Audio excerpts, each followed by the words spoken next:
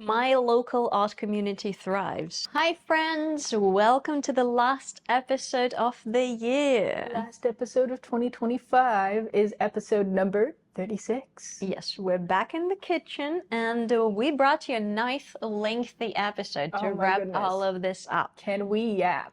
Yes, so I hope you're making art while you're listening to us, and while you do, we're going to be telling you about the highlights of the year, the wrap up, what inspired us, the things that went well. We're going to talk about money and how much the Art League paid our artists during some of the shows, so you're going to get all the nitty gritty details if you're interested. It's very fascinating if you love numbers. I'm excited to take a little look back at our year. It's been wonderful, and hope you enjoy. Oh, and I'm Anetta. And I'm Grace, by the way. It's a clean episode this time. It's a clean episode indeed. Yes. Do you know which number is it? Number 56? 36. 36, I mean. 56. Oh, you're optimistic, girl. I'm back from the future. Yes. I just recorded episode number 56. And we're popular. Yeah, it's true. Make sure to hit that subscribe button so you're early on the wave. I love filming in our kitchen, and this is the last episode of 2025, my friends. I know. You guys are probably seeing this after Christmas, if that's something you celebrate, or if you celebrated something else or nothing at all, it's after the 25th. But I hope you had the most majestic time off. That's, I feel like, the important part. It's true. Sorry. This cabinet, okay. Our cabinet's just open a little bit. It's the mystery. What's in there? What's going on in there? My cat would have a field day. He loves getting into cabinets. That's the cuties for you. I think that he wants to be Tupperware.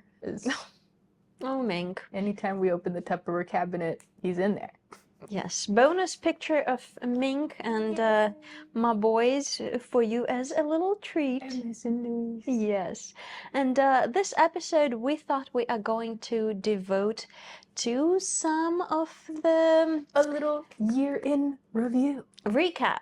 Yes, it's rewind time. Remember when we used to do YouTube rewinds? I miss those good old days. Just, you know, ranting and complaining about how terrible it is. It's like, I miss when we had those problems, you know?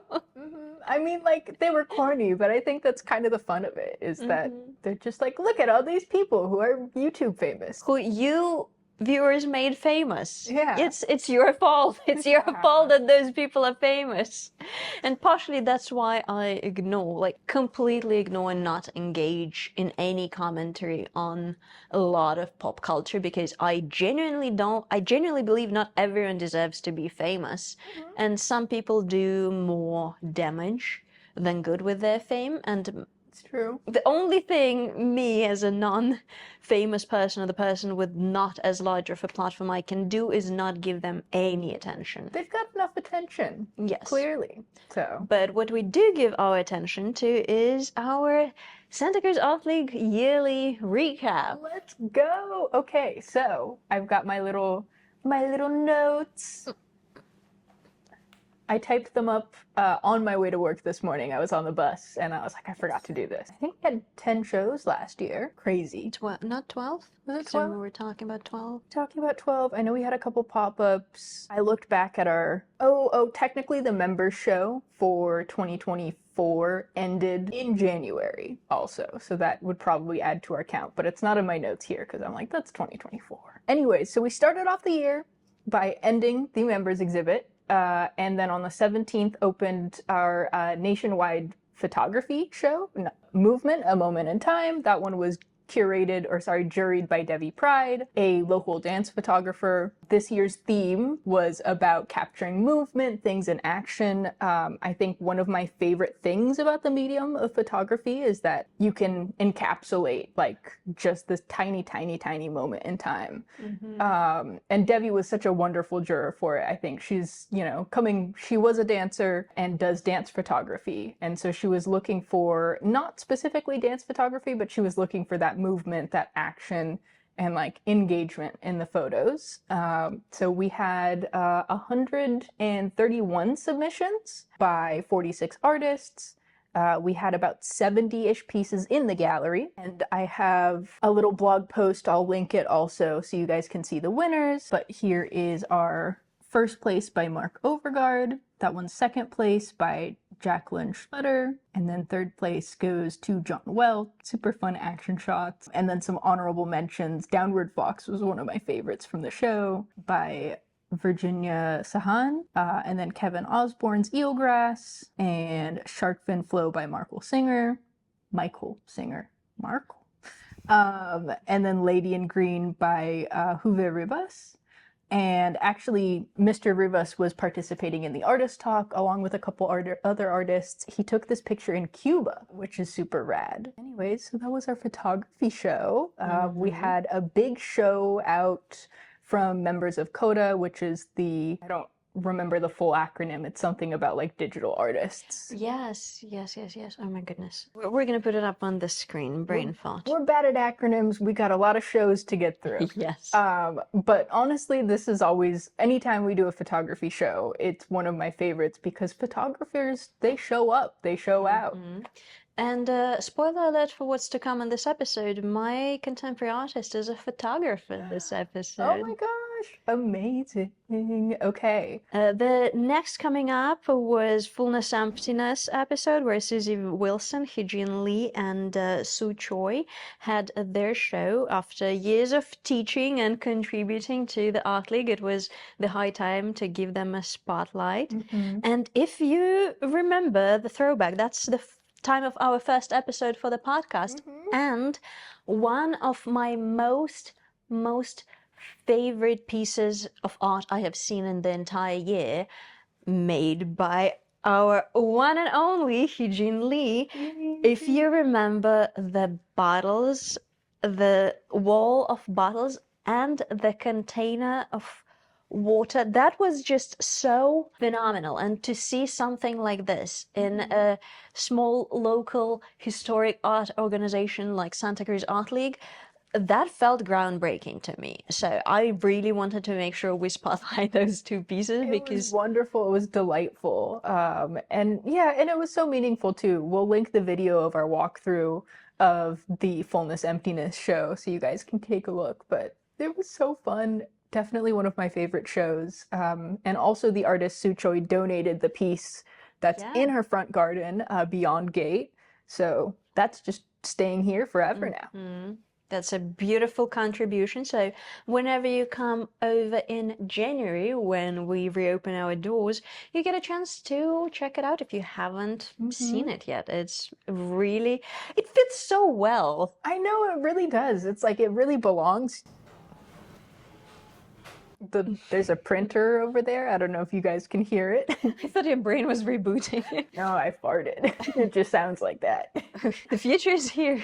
My mechanical butt. Oh, okay, back to the show. So I wanted to, again, make sure we spotlight our very own, our hardworking ladies. It was such a good show, and I think it was an excellent example of what Santa Cruz League has to offer to our community. Yeah, it was so fun. It was so touching. Just the fact that Susie Wilson, she's been in the community for so long, and people have been like, when are you going to have a show?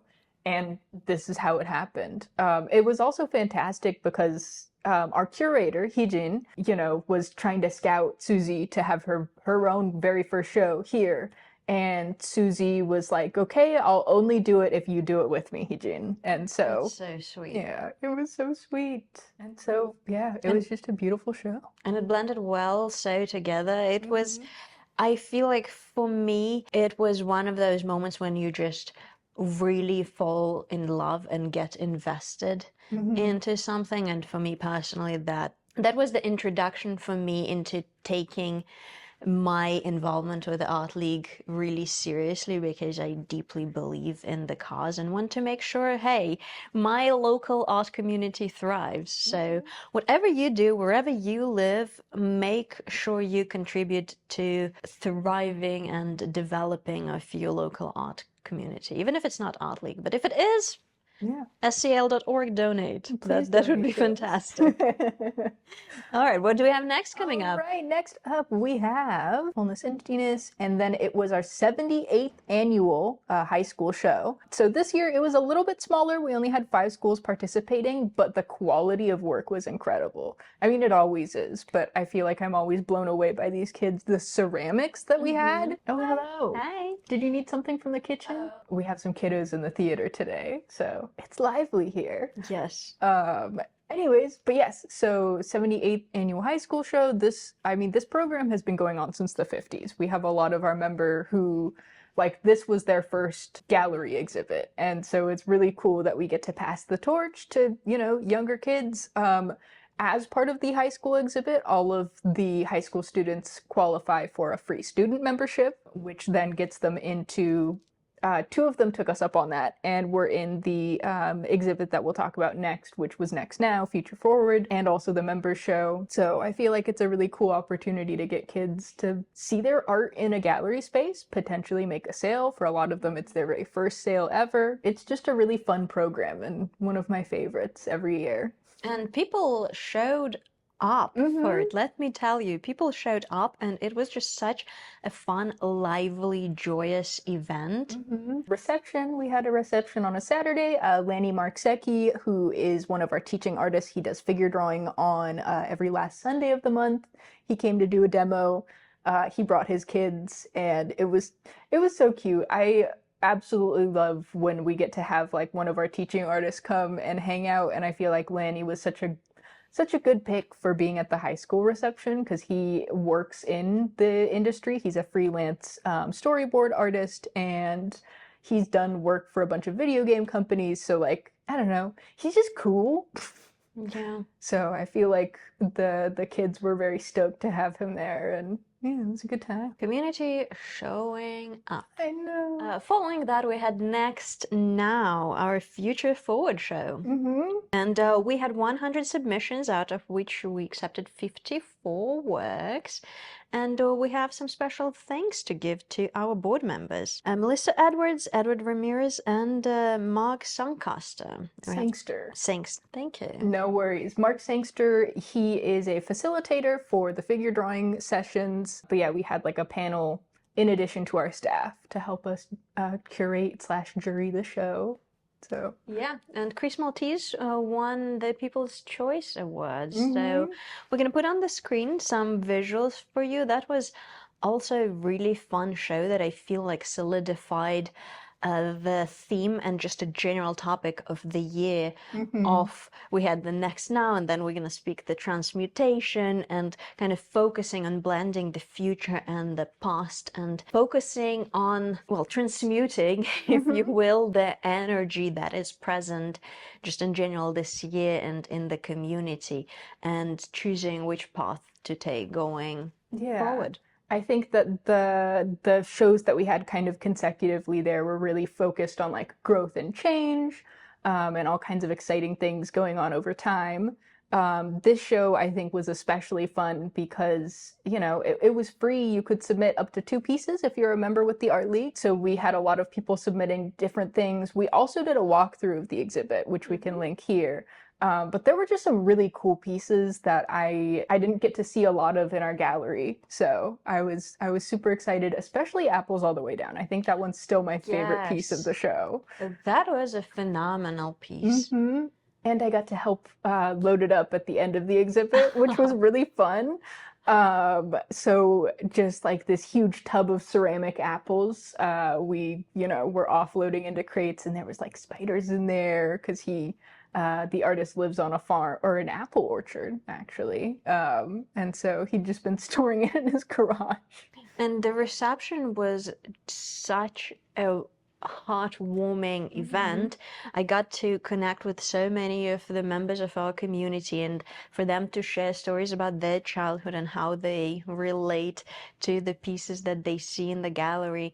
And it was just so beautifully encapsulating the subject of the show together with intertwining it with their personal lives and their experiences and their current contribution to the art league, because a lot of them helped hung up the pieces on the wall or organized the lighting in the gallery. So it was a fabulous event. Yeah, it was super fun. It was such an exciting show. I think that personally, that might be one of my favorite. Did I say that about the last one too? This is one of my favorite shows of the year. A lot of them. Had a lot of good ones. I know. It's been so fun. It feels like it's been a hell of a year looking back on it. And I'm so grateful that we have this recap, because I feel like it makes the work we put in more tangible, and instead of the year just passing by as you blink, you get to see the highlights and the learnings and the takeaways, and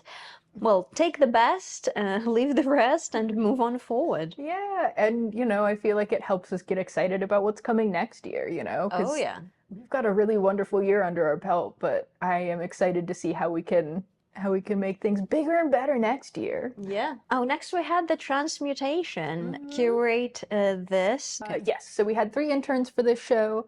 Charmaine Griffin, Mac Rogers, and Marcus Cruz, and our guest artist mentor, Angela Gleason. Yes. Yeah, this was part of the Curate This program. This is our 2nd year doing this with the UC's HAVC department, which is the History of Art and Visual Culture department. Oh, let me get a breath in after that. Yeah, Angela was such a fabulous choice of a mentor for that show. I've gotten to connect with Angela on a personal level a little bit later towards the end of the year, which I hopefully don't forget to mention.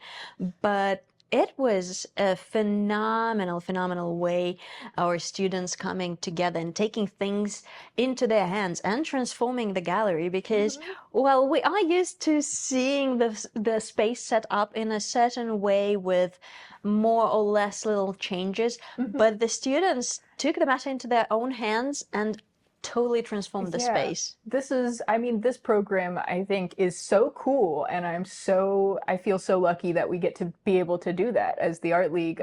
We take students from the HAVC department, and they get to come up with the theme themselves. They put out an open call to fellow college students, and it's entirely driven by the students.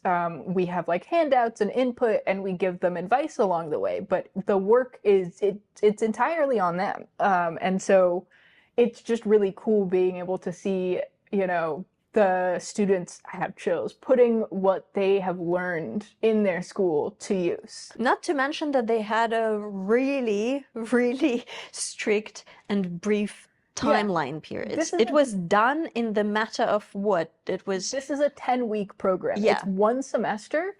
And our timeline is really strict because this is right before everybody leaves for summer. So they have to come up with a theme, put out an open call, jury the artwork, hang it, have the show, and then make sure everybody gets their art back by the time the semester ends, which is, insane, but they pull it off. And I'm just unbelievably proud of our interns. They did such a great job, and also the students who participated in the show. I mean, their work was incredible. It was very grown up, if I may say so myself.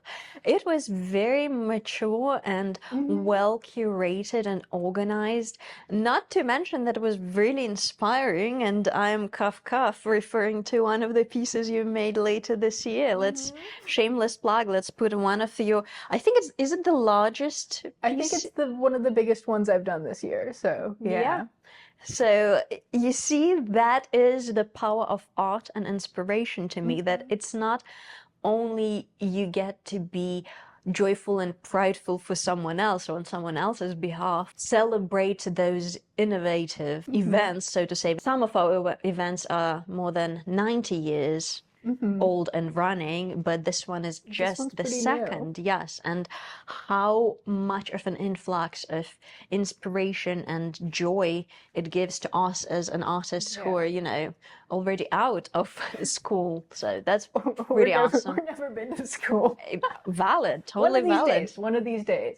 Totally valid. I will also say that our very first year, last year when we were doing this program with the HAVC department, we got like 15 submissions, which not a ton. And then this year we had like, what does it say? We had 99 submissions, which is a huge jump. I shudder to think how many submissions we're going to get next year, but I'm really excited to see where this goes. It's a good projection. Yeah. Yeah, it's our numbers are looking great. Our numbers are looking great. Yeah, and so this is another time I would like to shamelessly plug scal.org. Please donate so that we can keep this program running, because this is, it's free to submit for the students, and a lot of staff time gets dedicated to our meetings and making sure that the students have everything that they need in such a short program, so it can take a lot of staff time. And so in order to continue to do this, if you're able to send us, oh, bless you, if you're ever just telling the truth, if you're able to send us some donations to help us out with this program, especially, we would truly appreciate it, and you'll get to see some really, really amazing art. It's worth it. And you get to foster the future of arts in our county. Yeah. If that's not an incentive, I don't know what is. Right. There is certainly a lot of talk also about how the UC is very isolated from Santa Cruz proper, and so part of the goal of this program is that we have these interns from the UC, we bring them here, and we have them meet and work with artists who are in the community, like Angela Gleason. They also went to the Monterey Bay Discovery Center, it's like a science center, but I think it can really help in terms of like learning curation when you go to museums and stuff, because it's all about visual communication. Anyway, so being able to make connections between like students who are up at the UC, even the students participating in the show, there's a lot of UC students, there's Cabrillo students, Shabbat College, and then one person didn't answer what college they went to, but that's okay. But it's about, making connections between the students who are, emerging artists, they're learning, and members of the community. So it's a really exciting show. Yeah, and then shortly after that we had our long-standing 94th annual landscape show. And well, let me tell you, this year we had 373 submissions by 154 artists. It was a competitive show to get into, and people showed out and showed up. And we're going to put on the screen the people's choice and the winners. Kim Lordier was the juror for this show. She had her work cut out for her. I think we had about 84 pieces in the gallery, which is usually, it's a little bit more than what we want for the landscape show, but it was fantastic. Everybody was amazing. I'm gonna say it again, one of my favorite shows of the year. It's like choosing between your kids. I know, I love all of them. But yeah, we get to see just like people's mastery over the landscape. Oh, the People's Choice Award was the quilts. There was a quilted landscape. So cool. Yes. Shout out to our fiber arts community. And then next year is going to be our 95th. Can you believe that? That's a big number. And if you... Sorry, guys. And if you are curious who's going to be curating the 95th annual landscape show in the Santa Cruz Art League, you'll just have to stay tuned. Subscribe to our newsletter. Because that's going to be that's going to be a big year for the Art League. I'm very excited. I'm going to say it. I hope to see more innovation, more challenging boundaries in the upcoming show, and I'm predicting a little bit of that. We'll see how true it comes. I can actually announce our juror. Yes, so it's going to be Warren Chang. Okay. He actually juried the show in 2016, but he is coming back this year.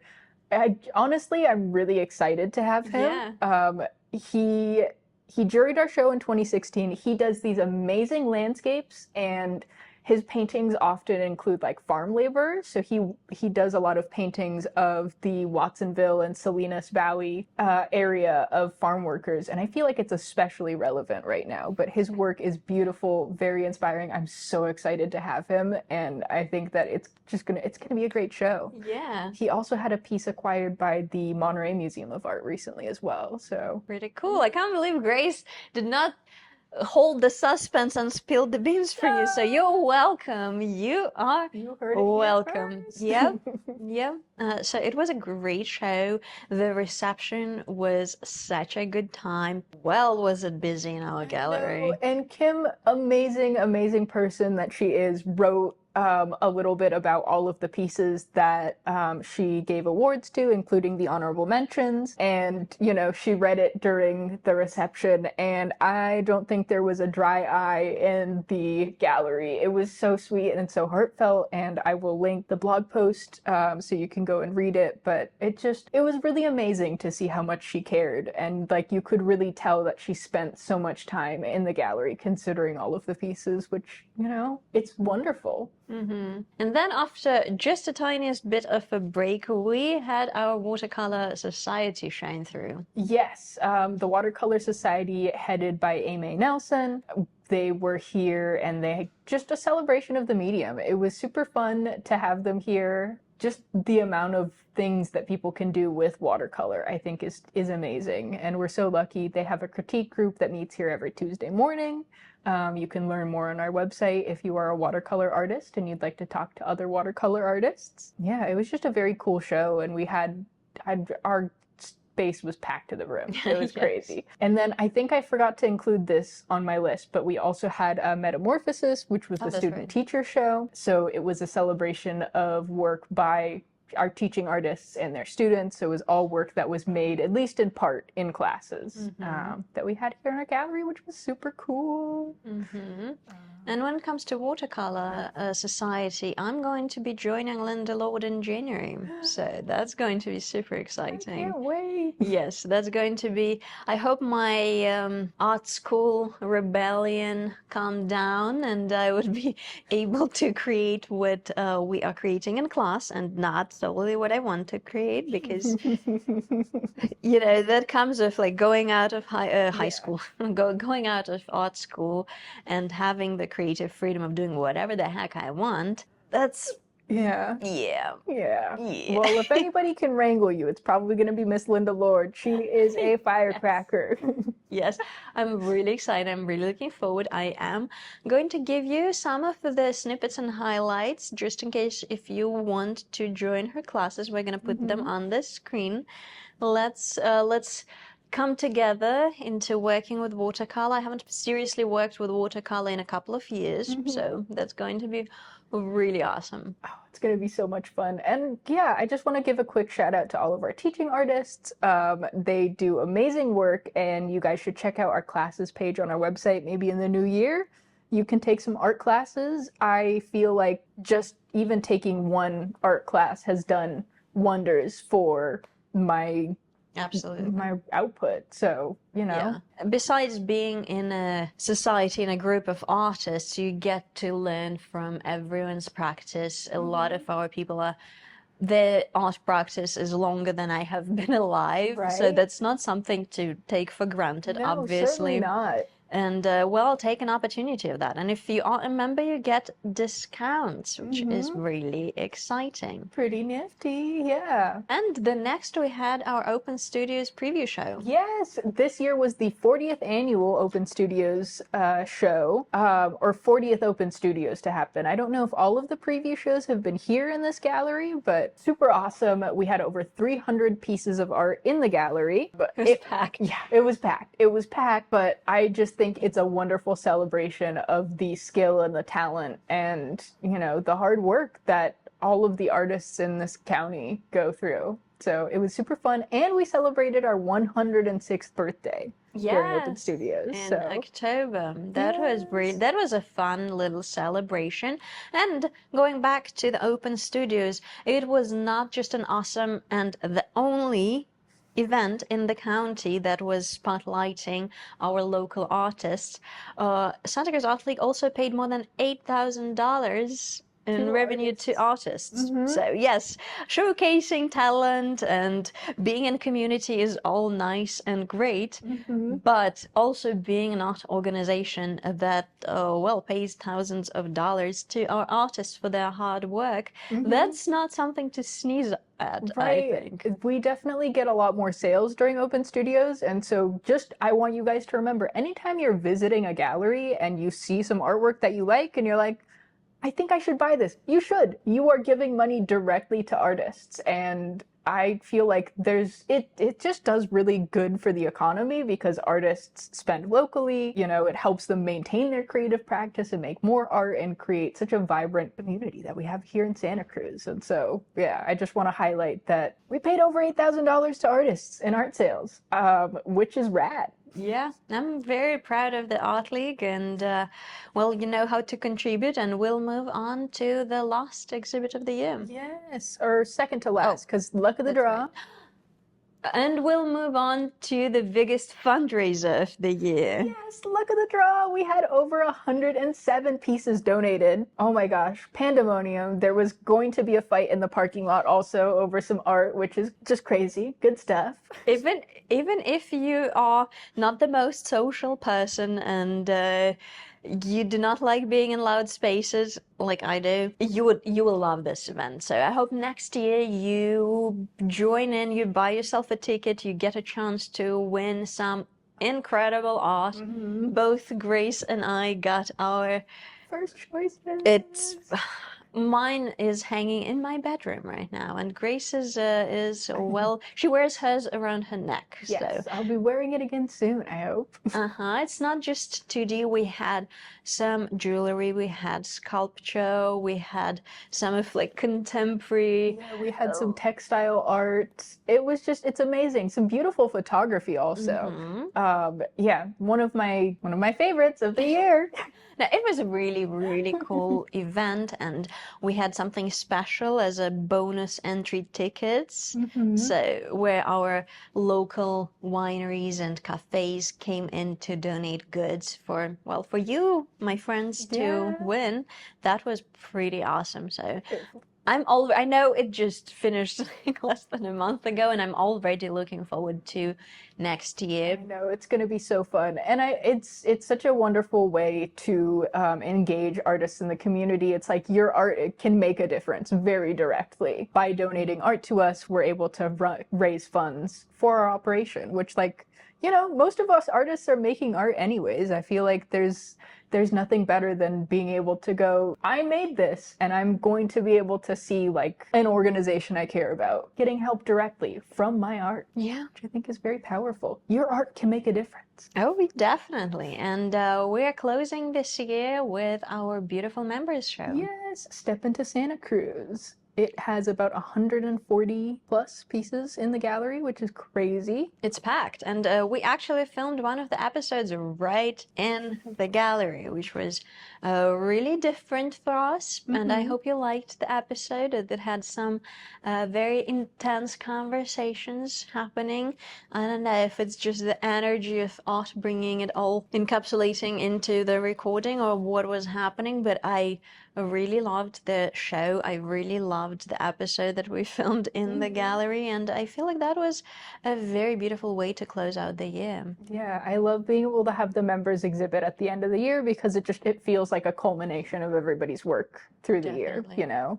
We get to put a pin in 2025 and say, like, this is all the work that everybody's done, you know. So thank you guys so much for being a member, if you are a member, and if you're not, what are you doing? Become a member. Reciprocal membership. I'm not going to shut up about that. It's $100, and you get free entry to museum within North American Museum Association.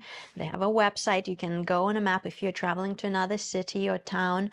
You get to visit their museums for free. Like, you can, in Santa Cruz, you get to visit MA, or Museum of Art and History. You get to visit the museums in Watsonville and San Jose, the San Jose Museum of Art. You get to enter for free, and amongst literally hundreds of others. In my eyes, it pays for itself. So $100, just, I'm gonna put on the screen how you can obtain one. It's easy peasy, and you get to support not just Santa Cruz Art League, but you also get a free visit out of it. Yeah, there are so many cool places that you can visit. And if you're traveling during the holiday season or you got some plans this summer, get yourself a NARA membership so you can go and see some cool art. Come on, I know you can spare $100 for a membership to enrich your own cultural, educational life. Exactly. Plus, with your membership, you'll get to submit to 2 of our shows next year for free, and you'll get to submit to our landscape show for a discounted amount. You get discounts on classes, and next year we're also launching some free classes for members, so you can attend those as well. Oh, and briefly to mention, before we go into our double exposure, I want to give shout out to Lami, who is the volunteer coordinator over at the library, and she had the workshop. Was it last weekend? Yeah, it was last Saturday. Shout out to Lami. We're going to put on the screen her details. She had a workshop with a very attractive price, especially for members. And it was a new medium. We were working with expanding foam. And well, if you're watching this podcast and you know anything about me in general, new medium, sign me up. I am so excited that the Art League was hosting this event that is not just our traditional mediums as, you know, drawing, painting, watercolor, but a new medium that Lami volunteered her time to do. It was so fun. Angela Gleason was actually attending.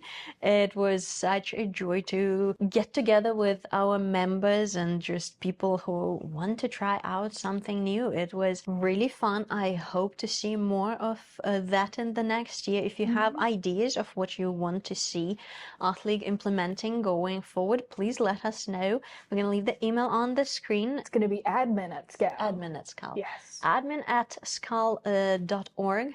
Shoot us a quick email and we'll look into it. But for now, should we move into double exposure? It's time for double exposure. We have kept you long enough with our year in review. There was a lot to review. Yes, let us know what your favorite shows were. Were they every single one like it was mine, or are you a little more discerning? It's like picking between your favorite children. Oh, and this week I'm gonna be the first to go, right? Yes, we've got a contemporary artist today. Yes. Like I gave you a tiny little teaser in the beginning, today's spotlight artist is Bernhard, and he is a German photographer. Oh, very cool. Guess where I found him? Was it on First Dibs? Yes. Oh my goodness.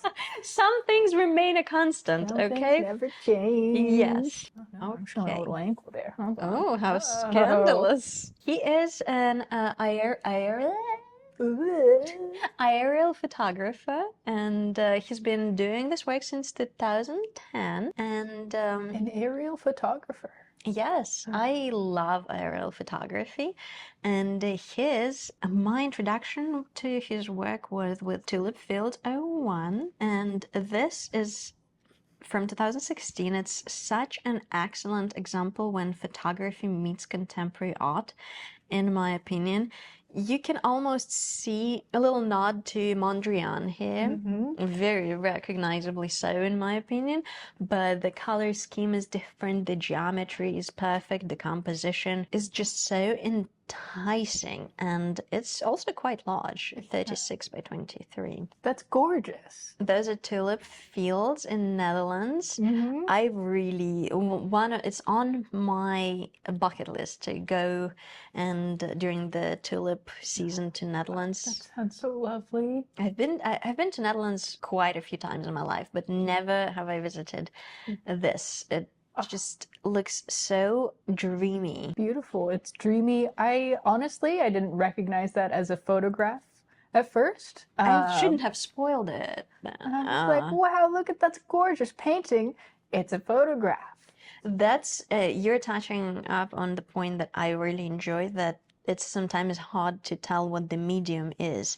Like, is it a fiber art? Is it textile? Is it beading? Is it painting? I feel like in this one specifically, the river does give it away a little bit, but it takes you a second. It's so cool, and it's very commercially successful, as I call the art that is easily liked, easily recognized, but also has very significant impact that I'm going to touch upon shortly. So his subject, or the why behind his photography, is environmental art. He came out with a book, and my German is really rusty, so if we have any German listeners and watchers, I am sincerely If you apologizing. can speak German, just do one of these for the. Okay, it's not that bad. Screw you. Wie der Mensch die Erde verandert, which is translated in how the people change the earth.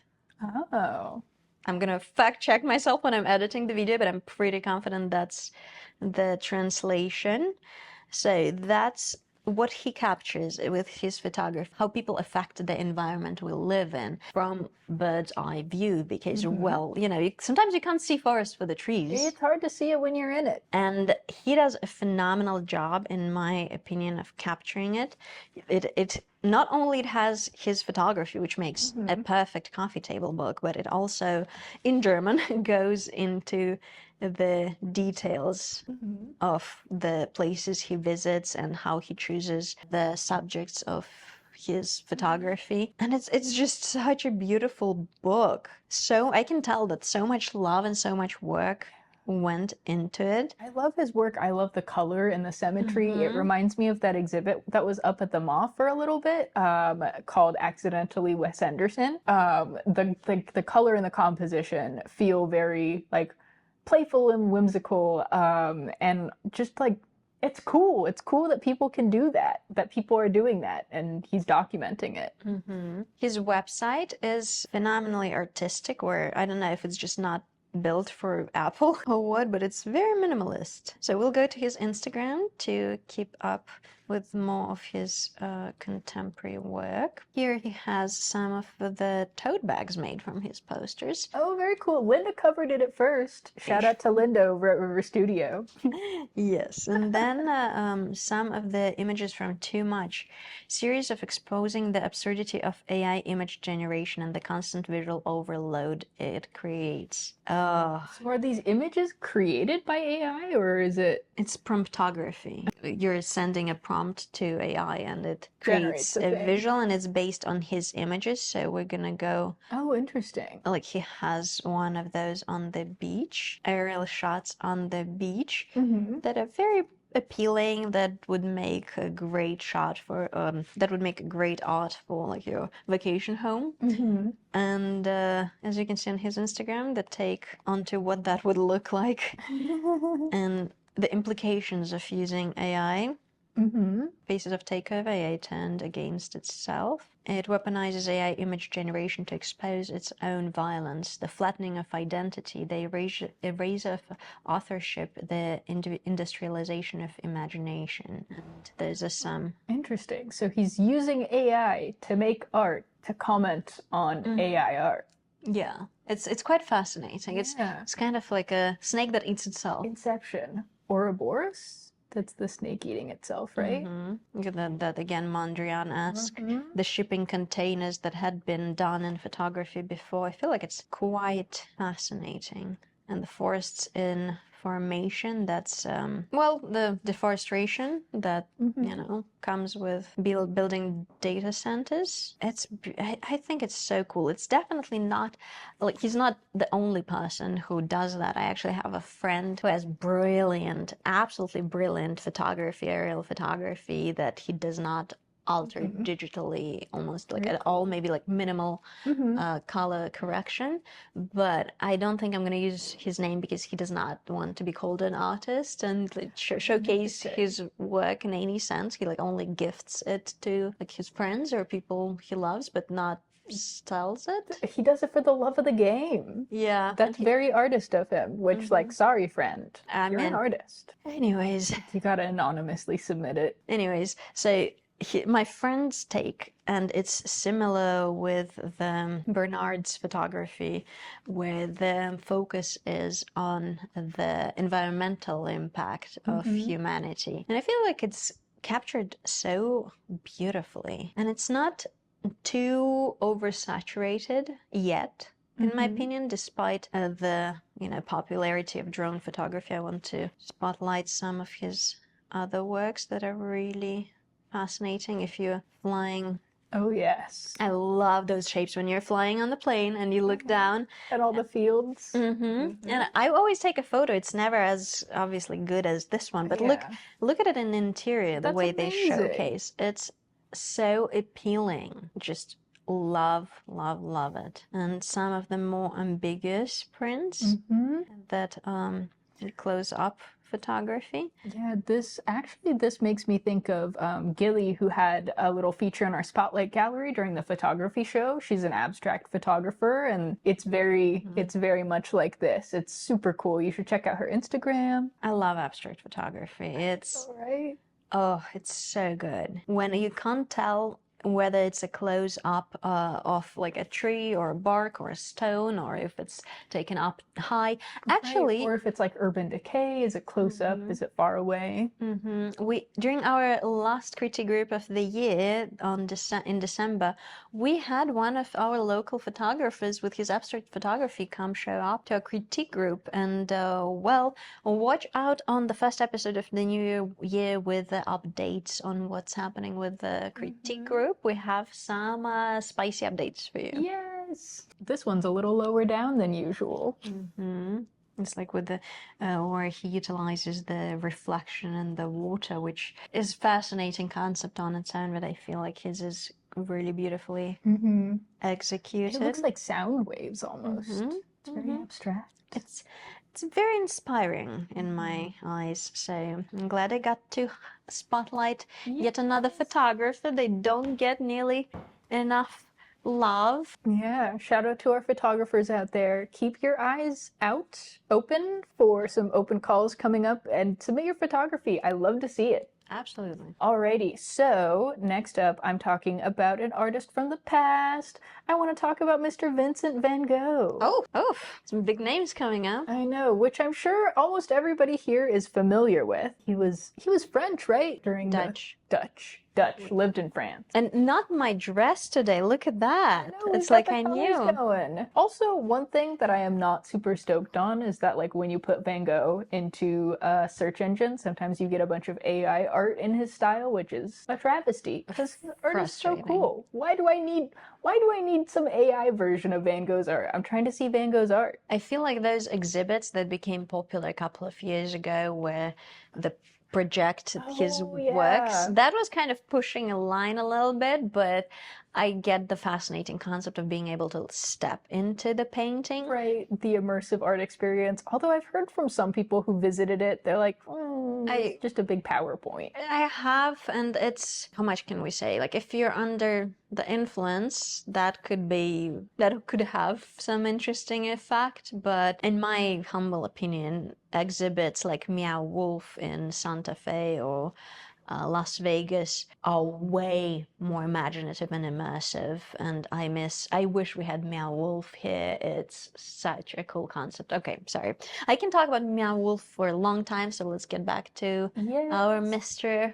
Vincent. Mr. Van Gogh. I love a lot of his paintings that he did of just like day-to-day living. This is Avenue with Flowering Chestnut Trees. His use of like super thick paint that's straight out of the tube. It just creates this really fun, exciting texture. I remember my dad telling me when he was a kid that he visited a museum and saw the Sunflowers by Van Gogh, and he really wanted to touch it. Also, he's got some tulips. I just love his use of color in all of his works. It's so whimsical and just like, I don't know, hyper realistic, I guess is the way that I would I guess it's not hyper realism like the style, but it feels like, I don't know, you turn like the colors up to 11. Well, in general, him being a post-impressionist, it all originated from rejecting the traditional impressionist values that usually depicted, like if you're thinking of Monet, like a beautiful landscape and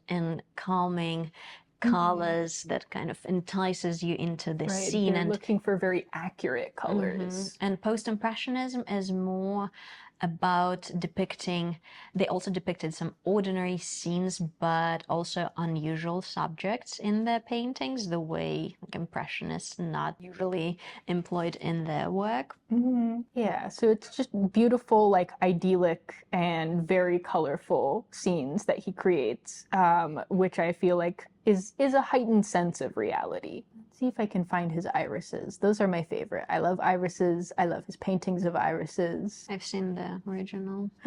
Where is it? I've seen it in LA in Getty, in the Getty Museum. Oh, really? All right, I have to go to LA.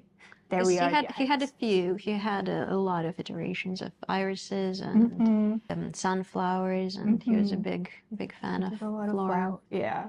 Irises are my favorite. They ward off evil, so they're good flowers to have around. But I just love his use of color. And, you know, he lived a very low-key life, I think. You know, he spent a little stint in a mental hospital, and he would be writing letters with his brother all the time. He was super close with him. And yeah, he had some mental struggles, and he dealt with poverty during his lifetime that put a strain on his mental health. What is the book that's written about him? If I remember, I'll put on the screen.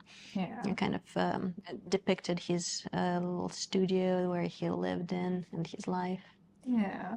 But I love the sense of kind of comfort and solace that I see in a lot of his work. I think that, you know, no matter what you're going through mentally, emotionally, being able to turn to art and create such like joyful compositions, I think it's healing. It's healing to me. I hope that it was healing to him. Definitely. And when we talk about fame after death, he usually comes up as the prime example of him being so widely well known as an artist and his works being so commercially successful. And I think that's why people baffled a lot of the time of him not being recognized while he was alive. But I think it comes very tightly with him stepping out of what was considered art or what was considered acceptable while he was alive, and prizing or valuing the innovation and very authentic, true expression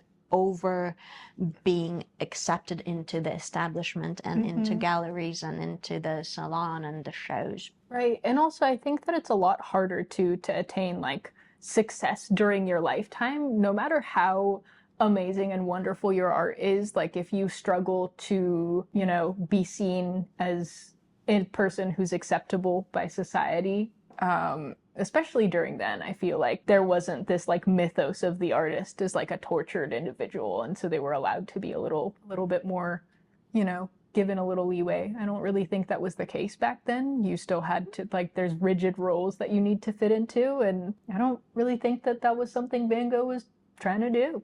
So yeah, and his self-portrait with his ear cut off, I feel like it has to be spotlighted when we talk about him. It's I feel like as a child when I found out about it, it left such a deep impression on me. And the post impression on you. Post impression, huh? Nice one. Yeah, of the depth of struggle of an artist, and well, mental health was not as big of a subject back then, but it's just it's such a fascinating concept of depicting yourself in the self-portrait post mental breakdown with kind of witnessing and facing the aftermath of it. It is a very, very brave act, so he definitely was ahead of his time with that. And I can find the correlation with the modern day world, which is drastically different from when Van Gogh was alive, with our like social media and what is acceptable and how you should look and how you should act and how you should sound and what are the norms when you want to be successful, when you want to be commercially appreciated, let's say, and what's the price of stepping out of it. So I feel like he was raising all of these conversations very much ahead of his time. Definitely. There goes one of our lights. Well, some things remain constant, my friends. Oh How my long? goodness. We've been chatty today. Yeah. I suppose that we can just finish our outro with this light out. We can't wait to see you next year. I hope you had a wonderful holiday, and I want to wish you a happy new year and all that fun stuff. Let us know what were the highlights of your year, and we hope to see you very soon. We're going to take a brief break, and we'll see you back in the beginning of January. Yes. We'll see you then. Bye. Bye.